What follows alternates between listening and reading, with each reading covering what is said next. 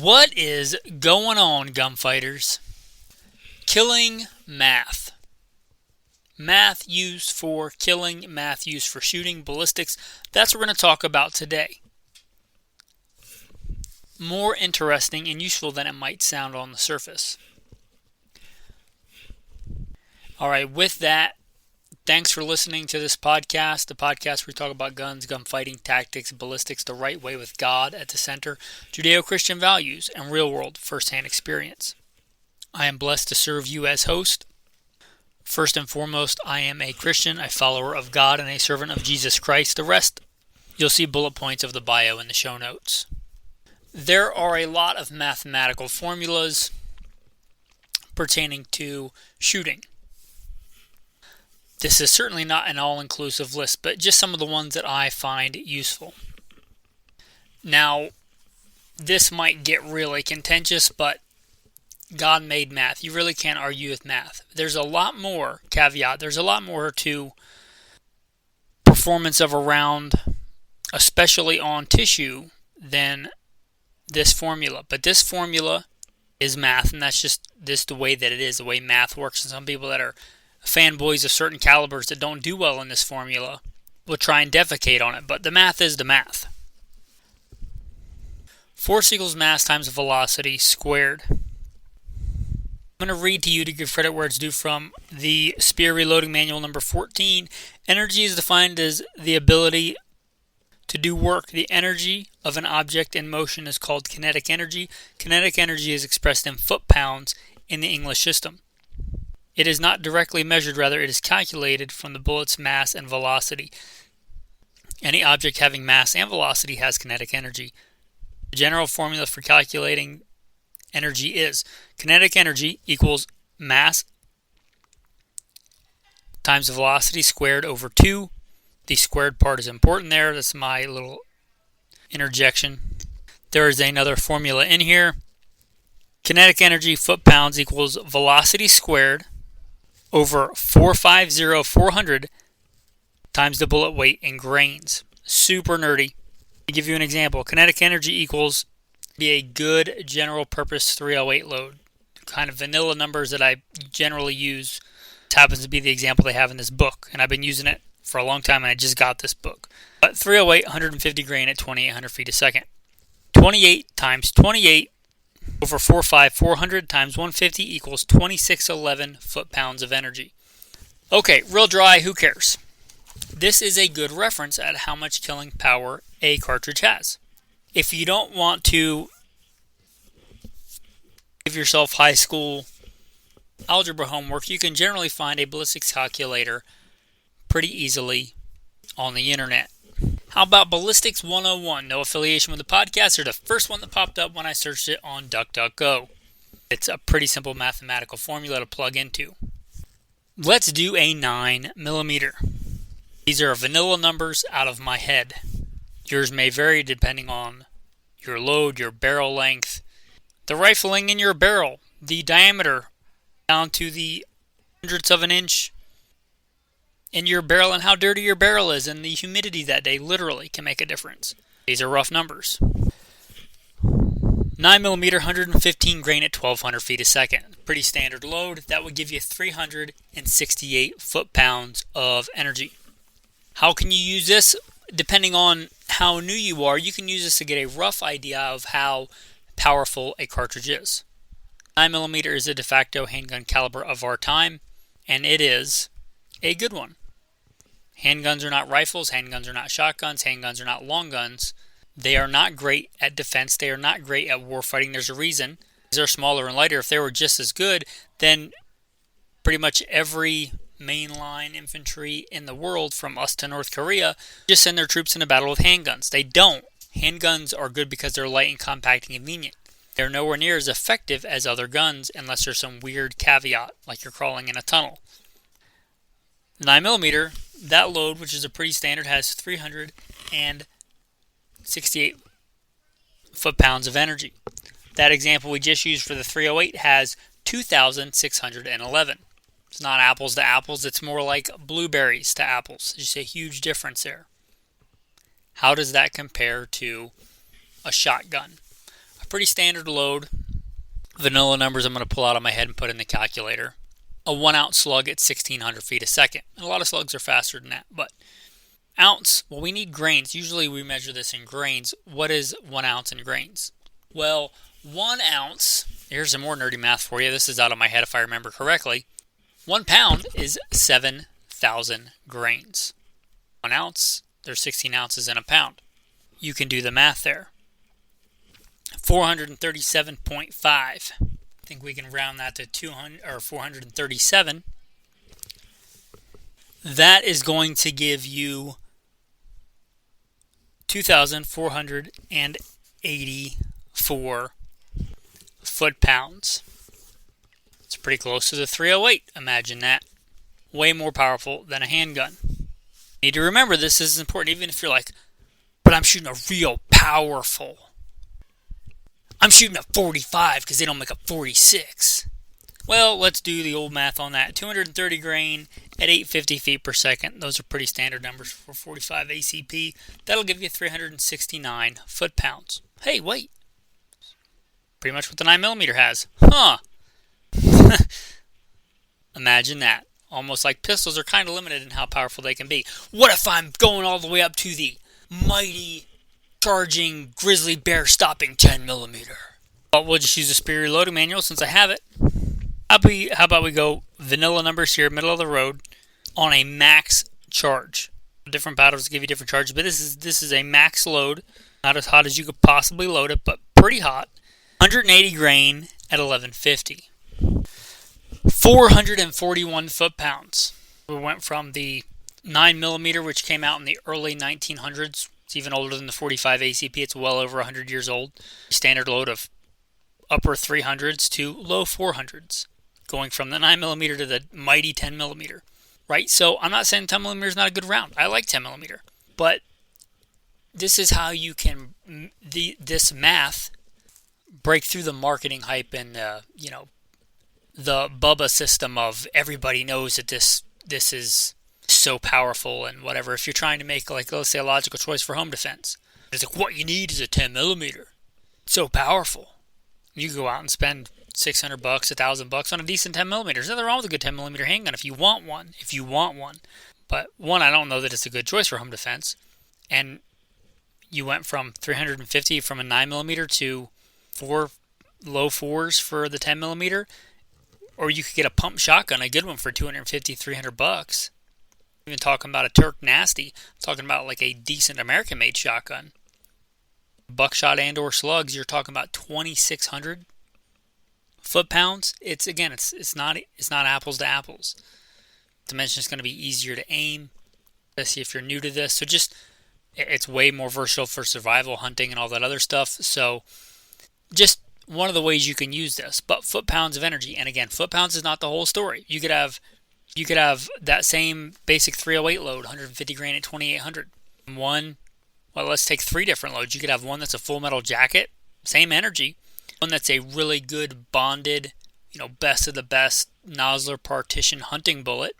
And you could have one that's a hollow point match bullet, meaning it's a hollow point, but it's made for match shooting, like one of these uber long range high BC bullets. You shoot something within a reasonable range, they're pretty much going to have the same energy, but they're going to have vastly different effects on target. So this is not the whole story, but it's a good, useful tool, which is one of the reasons we're going through it. Let's go to another one here. How about time to target? Velocity equals distance over time. Time of flight is important. Again, you can kid yourself and do all this other stuff, but you can't cheat math. One of the reasons, and I talked about this recently on phases that I've been through and gotten out of, but this uber long range shooting, it's fine if you want to shoot steel. It's fine if you want to shoot a static target. I shoot CMP service rifle. But for hunting, for things like that, I know it's a big trend right now, but I'm going to tell you I don't agree with it. If you want to do it, that's fine. As long as it's not illegal, not a shall not, right? It's not in the 10 Commandments. I got them hanging above my door, which is one of the commandments, or on your doorpost and on your gates is one of the commandments. I'm looking at the 10 Commandments because they're hanging over the door. And nowhere in it does it say, thou shalt not long range hunt. But here's one of the things about math that you can't cheat. You do that mathematical formula, and even if you're the best person in the world for calling wind, and you know that shooting over this canyon, you know all the different thermals, you have guys out there with smoke grenades every 100 yards, so you can see all the different changes in the wind, and you can read the wind perfectly, and you know exactly the wind call, which is kind of a variable. The bullet drop is pretty constant. You can figure that out with math. But unless that elk or that deer is asleep and not moving, even-toed ungulates, right, that eat and browse and graze, they have to do that a lot during the day. Pretty much if they're awake, they're moving around. Generally, they might be like getting up from a nap or something, but you get the idea. Most of the time, they're walking, stepping, moving, even if they don't know you're there. Kill zone on a deer is what, 8 inches? On an elk, maybe 12 inches for what most people consider a good ethical shot. So let's say they're eating, and you call everything perfect. Wind perfect, holdover perfect. You did all your little buttons and whistles and fidget spinners for men on your scope, and you dialed everything perfect, and you let that shot rip. Perfect trigger squeeze. Right, that bullet's going to hit. You shoot a .0001 MOA gun. Bullet's going to hit exactly where you're aiming. Well, there's a little thing in this world called time. And you might have called that shot perfect, read the wind perfect, everything's perfect. Gun's perfectly accurate. You shot it. You hauled, you packed in, which is not practical either, but you packed in on your back a giant bench rest, sandbags and everything you shot off of. And in the 3/4 of a second it took for you to, the firing pin hit that primer, and for that bullet to get to the animal, he took one step, which is very generous. We're talking about this. Well, now you just gut shot him. Or you grazed him and he's going to get a nasty infection and die 2 months later. Because you can't cheat this math. So, one of the reasons I'm not a big fan of the fidget spinners for men shooting long range for hunting. Anyway, just a thought there and about how this math applies. But there's the formula for time of flight if you want to figure it out. Velocity equals distance over time equals 5 feet every 0.002 seconds. Now, if velocity equals distance over time, you can, halfway decent at math, use that same formula, you know your rough velocity, to figure out any of the variables, algebra, and you could get crazy nerdy with this. But if you just take an average velocity, muzzle velocity, and the velocity of your cartridge, or the velocity of the bullet when it gets to the target, just give an average, and that should give you a pretty good average time of flight. You're hunting with a modern rifle caliber, not like a 45-70, but something from 1890s technology or better, modern Spitzer bullet, bottlenecked case, modern smokeless powder. Inside of 300 yards time of flight, you're pretty good. But your bullet starts slowing down pretty fast outside that, and then you quickly come to realize, maybe there really can't be a sure shot on a living animal unless it's sleeping. And if you're going to get into long range and shooting steel, because steel doesn't move, unless it's a moving target, which are hard to find. But you get the idea. This is going to bring us to another thing that I like to talk about, which has some math in it. Max point blank range is the way that I like to hunt. And again, I can do long range stuff. It's pretty easy as far as shooting skill. It requires very little. You're generally shooting a fairly heavy gun. You're generally shooting off a bipod or a rest of some kind. And you just have to generally get a computer to do the math for you. You just get your little fidget spinner and click, click, click, click, click. Not my thing, really. I can do it. There's situations for it. Very, very, very, very, very, very few. But yeah, it's if you want a tool for your toolbox. But I generally like max point blank range. Let's talk about max point blank range.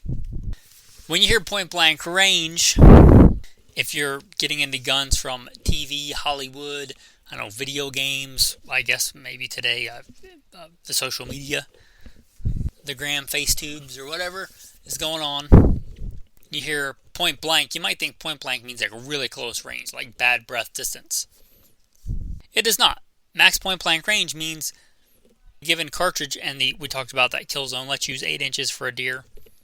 The distance at which I can aim at the center of said kill zone, and the bullet will either not rise above the edge of that kill zone or not fall below the edge of that kill zone. That would be your max point blank range. And for a lot of modern cartridges, you're talking about Uber Magnum cartridges. I'm talking about like the Humble 308. We're talking about 275 yards, almost out to 300 yards. So from 0 to 300 yards, that's my point blank range. That's my max point blank range, MPBR. The way I like to hunt. I like to spot and stalk and still hunt. Hopefully I can get within 3 football fields of an animal without it knowing I'm there, right? I don't have to have all these, despite what marketing and everything might tell you, I don't need all these electronics. I don't need a laser rangefinder. I don't need fidget spinners for men and a giant OB scope that makes my gun top heavy and I have to there and click and dial and my batteries have to work and all this other stuff, right? I don't need that. I can, good rifle, iron sights or optic. I can aim at animal, pull trigger, assuming my marksmanship is there, hit animal in kill zone from 0 to 275-ish yards. Let's talk about some max point blank range. I actually have a book here, the Target book, 4th edition. It doesn't say author, it just says percentage tags. I don't know if this book's made anymore. This is not again, all the marketing hype and you have to spend crazy amounts of money on all this crazy stuff instead of just rifle and figuring out max point blank range and walking within a couple hundred yards of your animal. But let's talk about it since I like it. Maybe some other people out there still like it as well. Alright, so let's start with the humble 308. 150 grain bullet, the vanilla load that I often talk about. Kind of today's standard, and it's a good one. I was out yesterday doing a bear hunt with the hounds, trying to catch up with a bear behind the house, which eluded me. But anyway, this is what I basically had, 150 grain at 2,800-ish feet a second. Let's look at max point blank range per this book. And that number was something in my head, but 275 yards. What did I say? Is that what I said? 270, 275. 150 grain bullet at 2825 feet per second.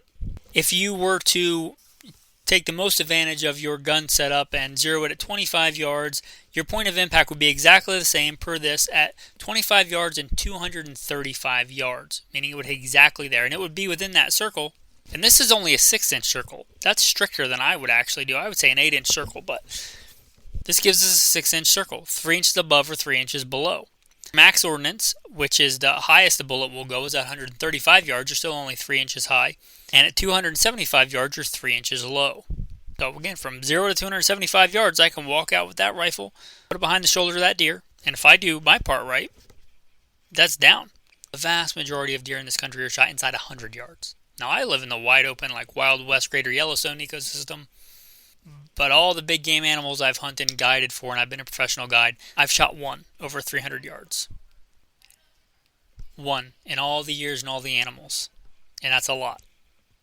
I've shot far more inside of 50. Way more than I've ever shot. And I'm not counting like prairie dogs, because I shoot really far on that just for fun and to test skill. But for big game hunting, one past 300 yards. And that includes elk and antelope and all the crazy long distance western species that I think marketing makes people, because most people live east of the Mississippi, think that you need. Anyway, that's that. Now let's look at, everybody knows for 308 you got to have 160 or even 175 grain bullet because it's got a higher BC. It's so slick, man. Again, cut through the marketing hype. That has a max point blank range of 260 yards. Less than the humble old 150 grain. Maybe you don't need that. Now you might want the 175 grain bullet if it's a really good deer bullet. But you got to have if you're not a cool kid unless your BC is over 0.5, like everybody knows you got to have over a 0.5 BC. If not, you're so last year hunting. Okay, well, yeah, if you are going to, have some giant obese 10-pound rifle, big scope, and have your fidget spinner and all your electronics, then yeah, that BC can make a difference, can make a substantial difference. But if you're actually hunting inside 300 yards, max point blank range, actually may hurt you more than it helps you.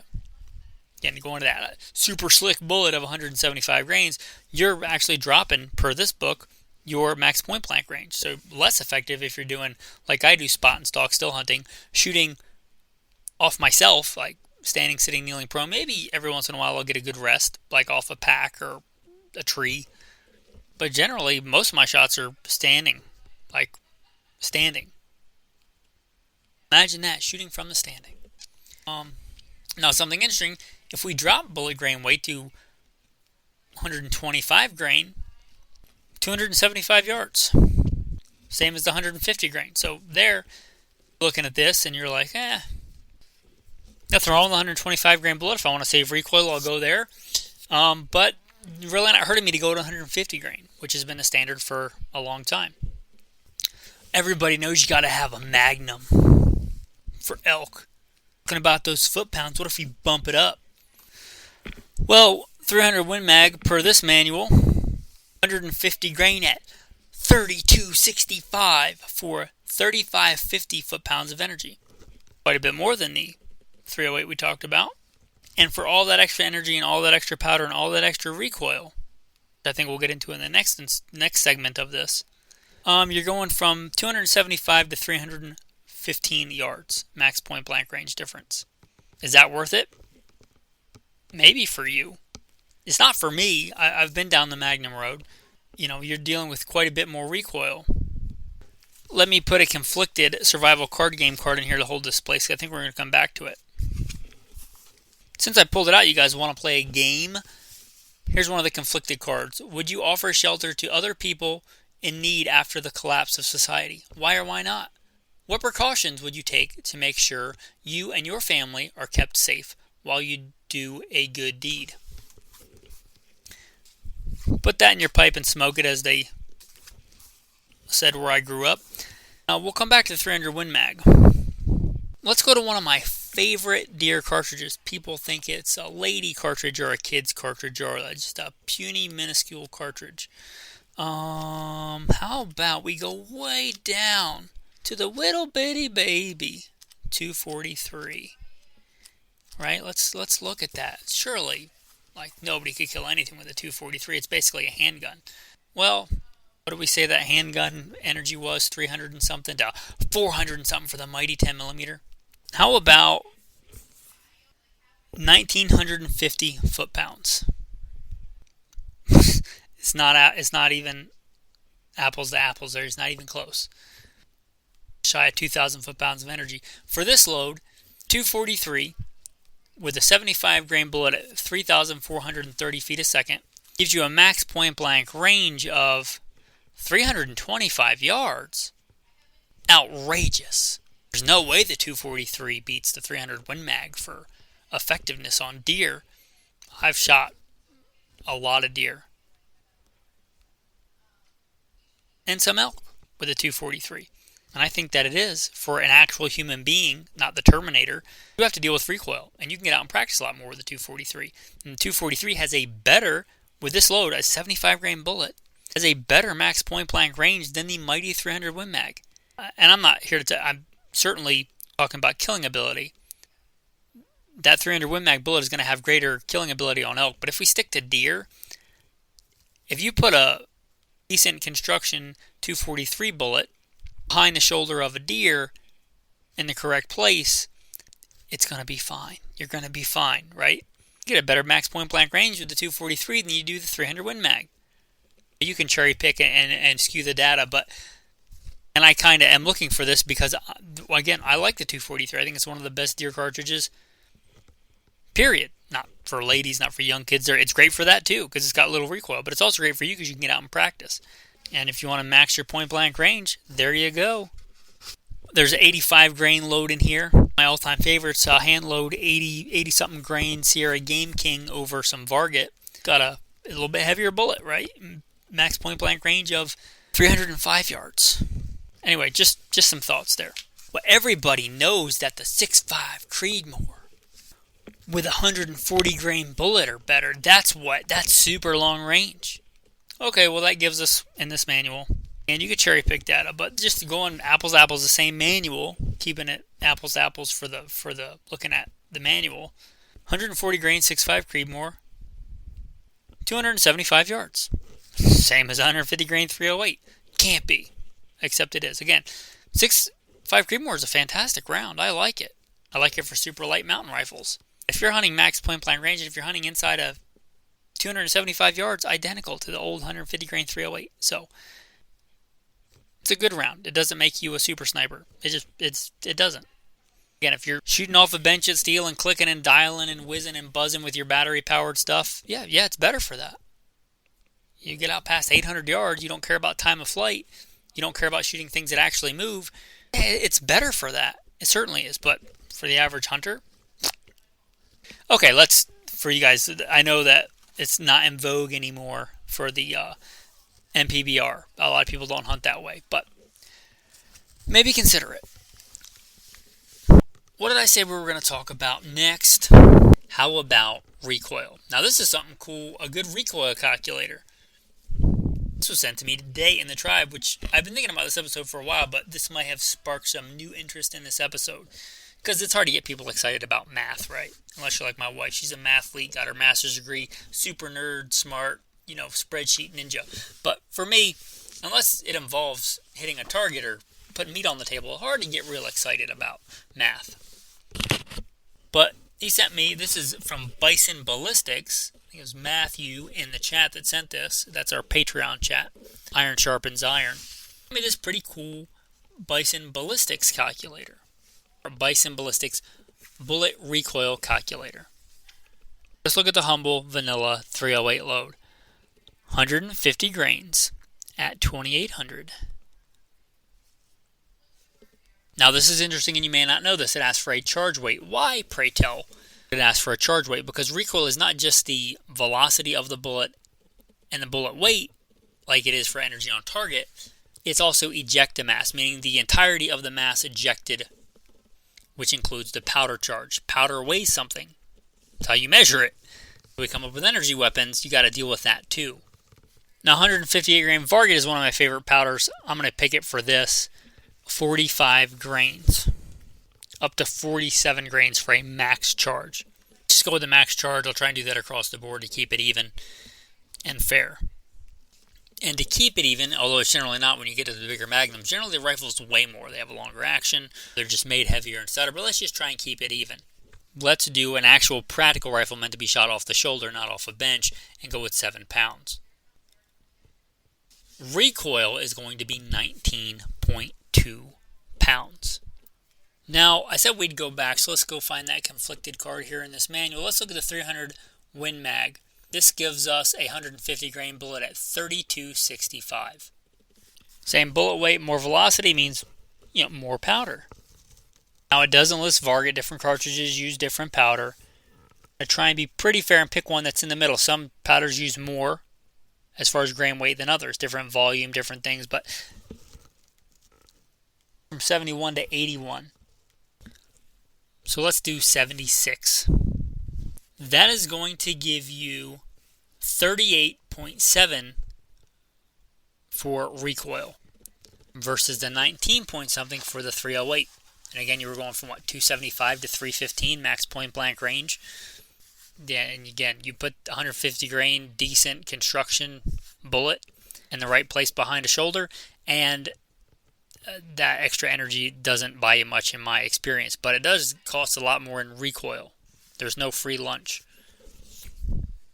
So that recoil calculator. Let's turn it to handguns because not everybody is interested in hunting cervids with rifles. We have to put in the weight here. Let's go with a Glock 17 of 2 pounds, just over 2 pounds. 2 ounces. There's 16 ounces in a pound. Let's just go 2.2 pounds because I don't feel like doing that math right now. I'm mathed pretty much to the max right now. It'll be close enough. The 9mm, one of my old school loads that I've won more competitions with than I can remember. Use that charge weight of 4.1 grains, 115 grain at 1200 feet a second, will give you a recoil of 3 pounds. Now there is an issue here. Generally the standard, the most common 9mm load is going to be 115 grains, which is on the lighter scale for standard 9mm loads. The 10mm, I think, most common one is 180 grains, which is more on, not the heaviest, but more on the heavy side. So just realize that. And if we do that, I think it's the same load I used before, 180 grains at 1150, HS7 for the powder and 9.7 grains of that.